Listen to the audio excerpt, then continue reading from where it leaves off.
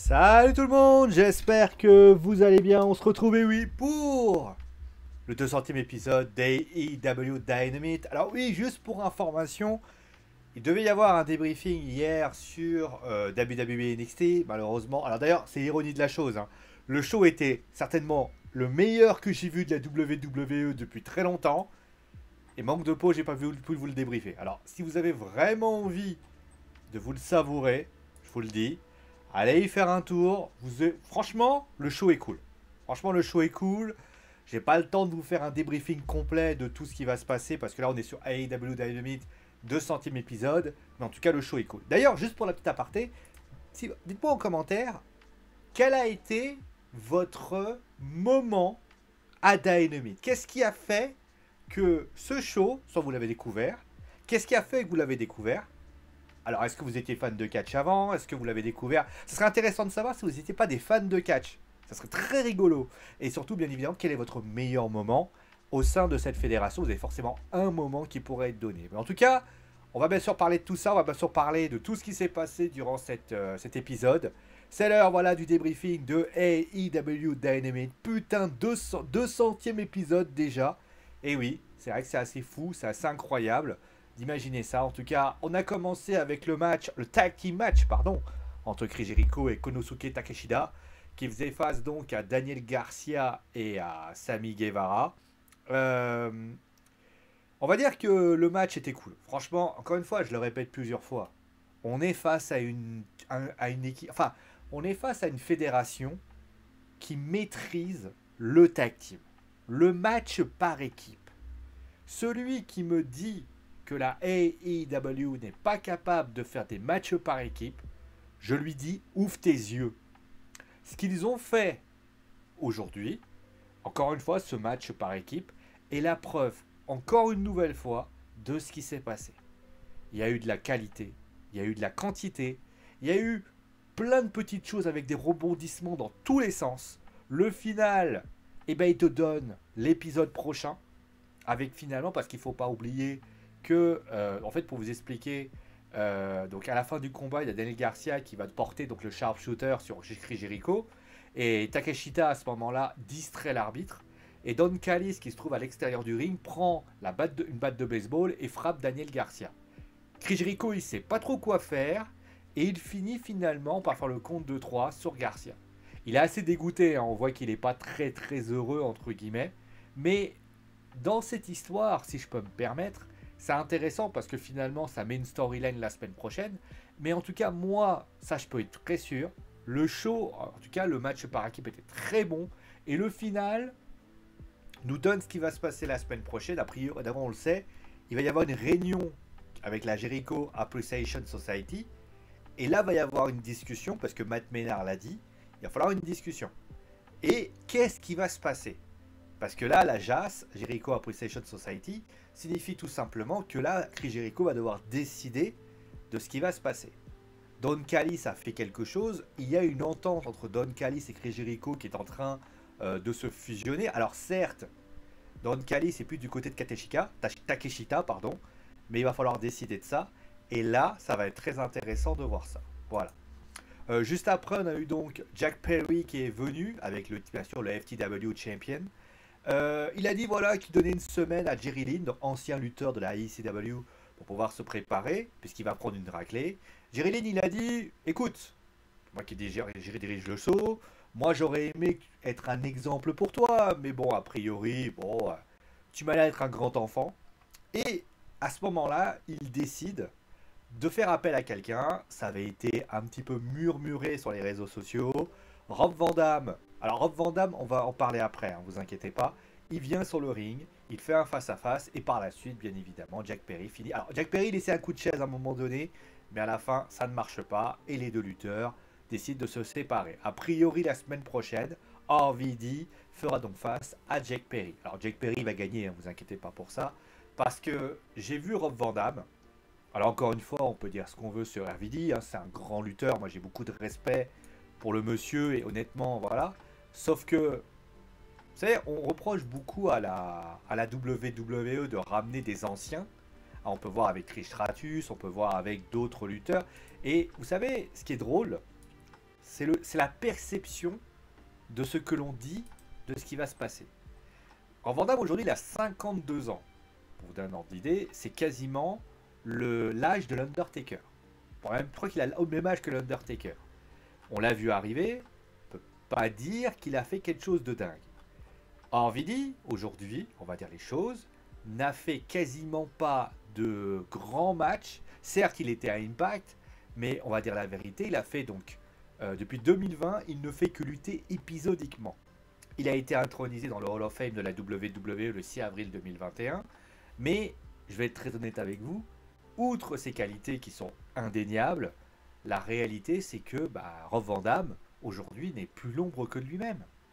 Alors je vais voir comment ça va se passer, peut-être que ce qu'il va me proposer va me plaire, mais je suis quand même globalement perplexe quand je connais Orvidi et notamment de l'âge qu'il a. Voilà. Après, ça peut mettre en avant Jack Perry, mais je vois pas trop l'intérêt en fait de ramener Van Damme alors certes il avait envie de démanteler la ECW. Oui, alors le prochain c'est qui? C'est Sabu. Alors je crois que Sabu, corrigez-moi si je me trompe, Sabu il est encore plus âgé je crois. Sabu il a 58 ans.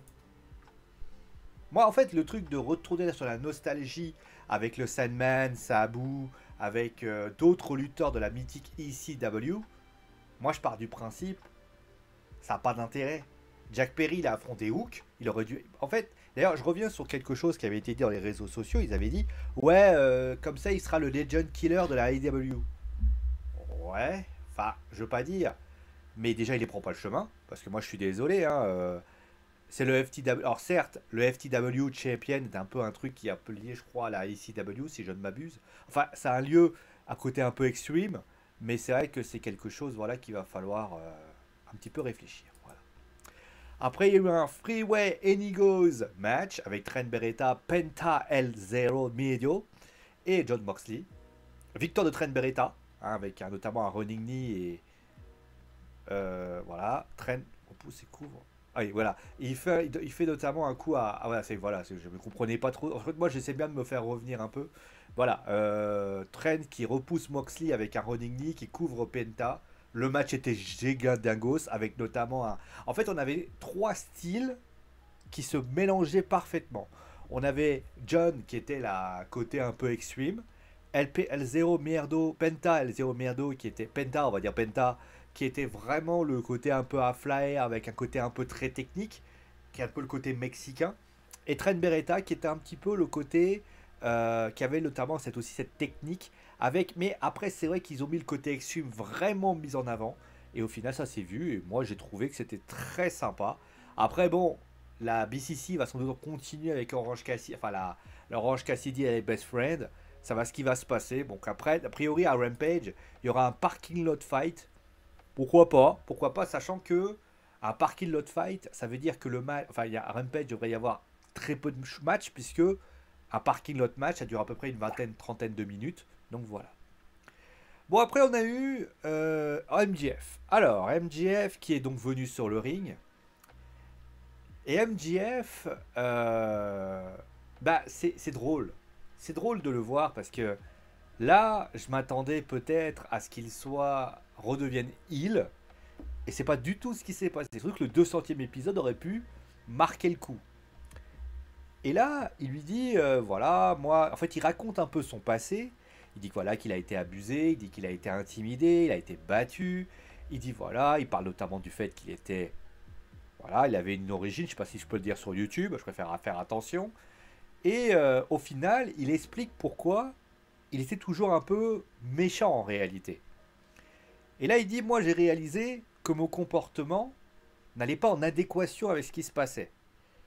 Et au final, il se dit, être méchant, c'est facile. Être méchant, c'est facile. Par contre, être sympa, c'est plus compliqué. Et après, il dit, mais après, vous savez, moi, je reste un enfoiré, mais j'aimerais être votre enfoiré. Et il présente à ce moment-là, il dit, voilà, moi, j'aimerais une personne avec qui, franchement, qui m'a fait révéler tout ça. Et il parle notamment de son meilleur pote. Et son meilleur humain au monde, il parle bien évidemment d'Adam Cole. Et là, Adam Cole, il vient, Adam Cole qui fait oh putain, franchement, tu m'impressionnes. Franchement, moi je te dis, je t'apprécie vraiment, mais je trouve que. euh, Il essaye un petit peu de jouer le psychologue. Moi je savais que voilà, t'étais. Mais franchement, j'avais l'impression que tu. Voilà. Et les gens t'adorent, regarde, les gens t'adorent, les gens te soutiennent. T'es un super catcheur, etc., etc. Et cetera. Et là, MJF, il lui fait. Il fait notamment de cette promesse qu'il a eu lieu la semaine dernière où il a dit qu'importe le résultat donc à Collision, tu aurais une chance pour le titre mondial. Et c'est là que MJF est fort. MJF, il fait tu mérites pas ce match. Et là, tout le monde est là. Et Adam Cole qui fait attends. Parce que lui, il attendait certainement qu'on lui offre. Là, tu te dis putain. En fait, il a pas changé depuis tout. Et tu t'attends à ce qu'ils disent je te mérite pas. Tu mérites pas. Parce que moi, je suis meilleur que toi. Et tout ce que j'ai dit avant, à un moment donné, c'était de la merde, vous y avez tous cru, croyez réellement. Voilà. Et là, je me suis dit, il va y avoir un fight entre les deux, et ça allait être allé. Et je me suis dit, en plus, 200e épisode, faire MJF qui devient heel, bah au final, pourquoi pas?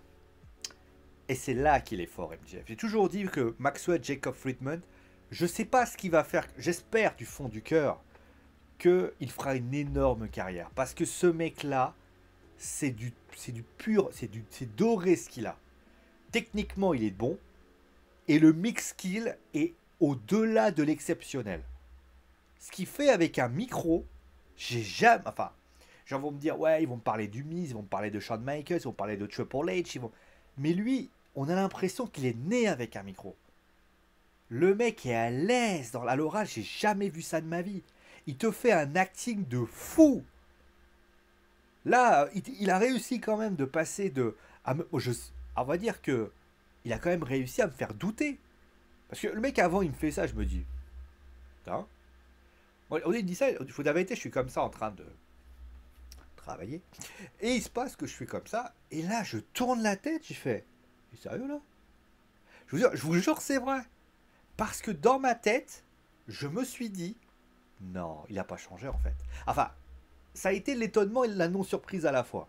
Étonnement parce que j'entends ce qu'il dit avant. Et je me dis que Adam Cole, il arrive à se faire tabasser. Mais après, ce qui se passe après, c'est encore fort. Parce qu'il dit, moi, tu mérites pas n'importe quel match. Tu mérites le match. Et tu dis, ok, le match. Et après, tu comprends, parce qu'après, tu commences à comprendre qu'en fait, MJF et Adam Cole aura lieu à Wembley, à All In. Et là, ils se font un câlin, ils posent ensemble, etc. Et j'ai envie de vous dire, je les ai trouvés touchants. Je ne sais pas comment ça va se passer. Et encore une fois, j'ai un très gros doute si MJF va continuer face. Il a... Après, tu peux tester. Si ça rate, ça rate. Je veux dire, ce ne sera pas la première fois que MJF il a le droit de retourner heel après.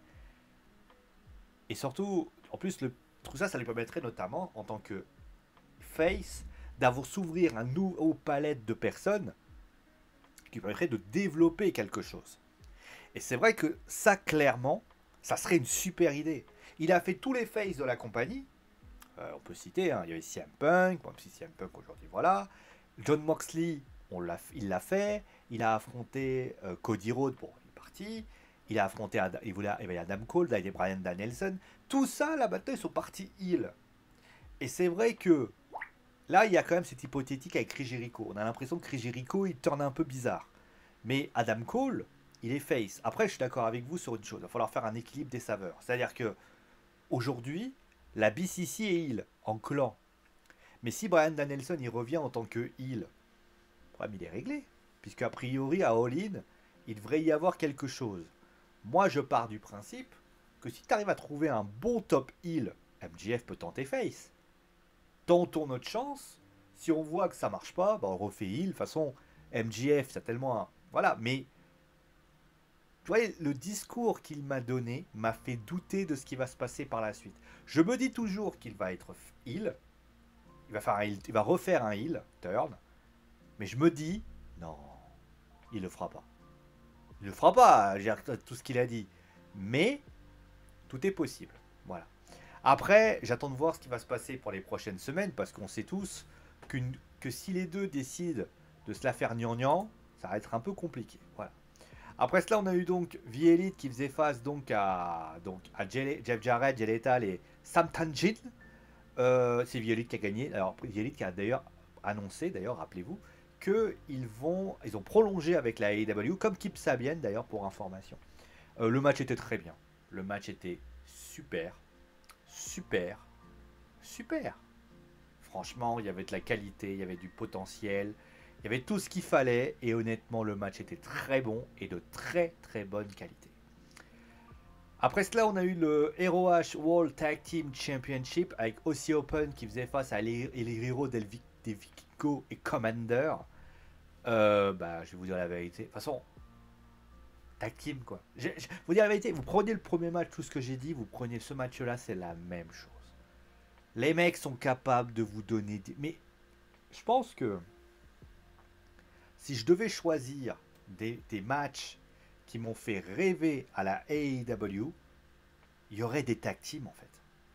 Alors attention, il y aura des matchs solo aussi, hein. Le match entre Moxley et Chris Jericho est pas mal, mais il y a toujours, je me dis, les Young Bucks contre les Lucha Bros, The Elite contre notamment les Blood and Guts, The Elite contre la BCC.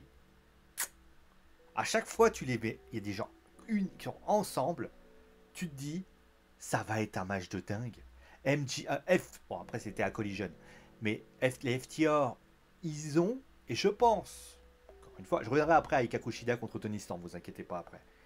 Je pense, encore une fois c'est mon avis, encore une fois c'est mon avis, c'est pas l'avis des autres. Hein. Pourquoi la AEW ne mise pas sur ce domaine-là? C'est un domaine qui pour moi est un... Alors, encore une fois, on va dire que c'est un domaine déjà découvert. Mais si tu l'approfondis et t'en fais une sorte de marque de fabrique, mais tu peux faire littéralement voler. Après, c'est compliqué parce que tu peux pas faire... Mais c'est l'équivalent du poids moyen de la WCW. Hein. Tu dis, nous, on forme des tag teams. Et ça peut être dingue. Bon, après, pour le main event, donc Ikakushida qui donc affronté Tony Storm, victoire d'Ikakushida. Voilà, avec... c'était un très bon match. Ah, souvent, les filles, j'ai taillade un peu à la AEW. Là, c'était un très bon match entre Shida et Tony Storm. J'ai beaucoup aimé. Franchement, j'ai beaucoup aimé la prestation des deux filles. Qui m'a livré une prestation de très, très, très, très, très haute volée. Franchement, on va le dire.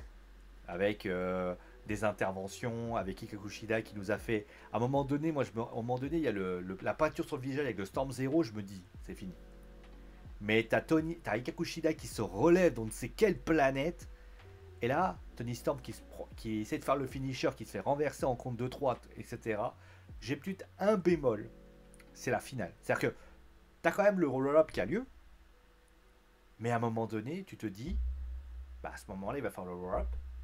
Mais tu te dis, il va y avoir les 3 qui vont s'en prendre à elle. Mais comme t'as les feux d'artifice, je me dis, les gars, vous voulez vraiment une belle fête? Fais venir la division féminine. Fais venir des lutteuses de la division. Fais-les jarter, tu dégages et Akakushida fait sa fête. Ça aurait été un peu mieux.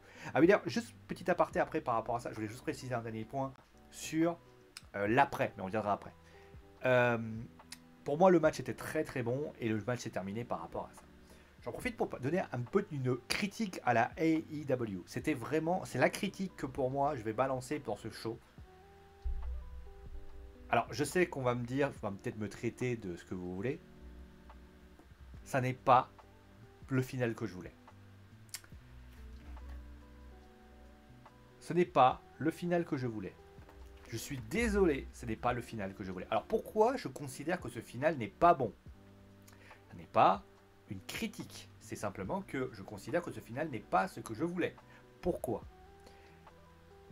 Un final, c'est quoi? On est dans un final avec le premier 200e épisode de la AEW. Après le show, il faut savoir qu'ils ont fait un truc, c'est que Chris Jericho est venu, je crois que Tony Khan a fait un petit merci à vous tous, machin. Chris Jericho a ramené Tony Khan, il a commencé à parler, MJF est venu, et puis tout le monde est venu pour un petit peu fêter tout ça. Je suis désolé, moi j'estime que le final, alors vous allez me dire ça va casser des gimmicks, admettons, mais moi je pars du principe que il fallait ça. Pourquoi? Parce que ça permet de donner une image. Moi je vais vous donner un exemple. Souvenez-vous de la AEW qui était en... Vous savez le fameux moment où il faisait des... où c'était le confinement aux États-Unis et il y avait les lutteurs qui se trouvaient à l'extérieur, souvenez-vous. Et tu voyais les lutteurs qui commençaient à faire ouais, commençaient à les encourager et tout. D'ailleurs, qui a été repris par la WWE comme quoi. Vous savez, moi ça me fait toujours rire. Les gens qui disent oh ça vole à la WWE. Je précise quand même que ce concept-là, c'est la AEW qui l'a inventé. Le truc de tout ça, ça a été piqué par la WWE. Bref. Et là, il se passe que la AEW à ce moment-là, et ben tu vois Chris Jericho qui arrive et tu vois Sammy Guevara et comment il s'appelait? Ah, j'ai plus son nom en tête, mais vous saurez de qui je parle. Commencer à chanter et là, d'ailleurs, je sais pas si c'est ce moment-là qui crée pas le fameux chant après. Bon, après, je me trompe peut-être. Mais moi, je suis tellement heureux. Je me dis ah ouais, les gars, c'est incroyable. C'est ça la AEW. Là, on aurait vu un côté un peu bon enfant, un côté ambiance assez cool, etc., etc. Franchement, j'aurais trouvé ça très cool. Par contre, il y a alors deuxième bémol aussi, et ça malheureusement, alors ça, je ne sais pas les raisons. On va pas commencer à juger, mais je suis très triste. Alors, les absences des blessés, je veux bien l'admettre. Quelqu'un comme comment il s'appelle, comme Bryan Danielson, je peux comprendre qu'il soit pas là. Il était blessé. Même si j'estime, pour moi, qu'il aurait dû être là. Dans la fameuse zone où il était en train de féliciter. Il aurait dû être là. Par contre, je suis désolé. Euh, je sais que c'est pas le grand amour entre les deux là, entre tout le monde. Mais où est CM Punk? Où est CM Punk? Dans un show comme celui-là, je rappelle quand même que la AEW l'a quand même bien personnifié. Il aurait dû avoir CM Punk. Je suis désolé, il aurait dû avoir CM Punk. CM Punk était là, il aurait dû venir. Pourquoi Ricky Stark n'était pas là? Alors vous allez me dire, ouais, mais ils seront un collision, machin. Oui, mais c'est quand même deux monuments. C'est quand même des monuments, les mecs. Alors vous allez me dire, ouais, mais on peut pas tout le monde mettre. Je suis d'accord avec vous. Mais lors de la fête de fin, il fallait qu'il soit là. CM Punk, il se met dans un coin à gauche et l'autre côté, il se met un coin à droite. Il se caresse pas la parole et au moment où il repart, excusez-moi, hein, je, je vais vous dire la vérité. Imaginez, vous savez, vous avez tous été dans des dîners de famille. Vous avez forcément eu un tonton et une tata qui s'aimaient pas. Ou, je sais pas, un tel qui s'aimait pas un tel. Et ben vous les séparez, il y en a un qui va là-bas et l'autre qui va là-bas. Et ben vous savez quoi, ça marche. Vous allez pas, c'est comme ça que les choses se fassent. Là, je trouve que c'est pas bien. Voilà. Malgré tout, alors ça c'est des petites choses que je dis. Euh, je vais même vous dire une chose. Ce que je vous dis là, ce sont des remarques. Parce que souvent on me dit ah merde, allez. Là c'est des vraies remarques. Parce que je vais vous dire la vérité, le show il est excellent. Franchement, je souhaite, je ne vais pas dire je prie, parce que je ne suis pas croyant, je souhaite que la AEW nous offre, je le dis, une super audience. J'ai souvent été, mais là s'ils prennent 800 000, je trouve ça scandaleux. Ils nous offrent du très très beau niveau depuis quelques temps. Là où la WWE ils font n'importe quoi, ils ont le SummerSlam cette semaine là, en fin de semaine. Là je suis désolé, la AEW c'est du très très haut niveau ce qu'ils nous font. Et j'espère qu'ils seront récompensés à la hauteur de l'événement. Je suis désolé de le dire, si c'est pas le cas, franchement ce serait dommage. Quand t'offres du beau spectacle, la moindre des choses, c'est de pouvoir offrir le spectacle à ce qui se passe. S'il vous plaît. Pitié. Donc voilà. Et donc, je vous invite bien sûr à me dire ce que vous avez pensé du show, est-ce que vous l'avez aimé, pas aimé. Moi, je vous souhaite bien sûr une très très bonne soirée. Dites-moi quel a été votre meilleur moment AEW, hein, pour ainsi dire. Moi, je vous souhaite une bonne soirée, une bonne journée, une bonne soirée. Mettez un pouce bleu, amusez-vous bien. Et on se retrouve très très vite pour un nouvel épisode sur Wrestling Football. Hein? Allez! Ciao tout le monde!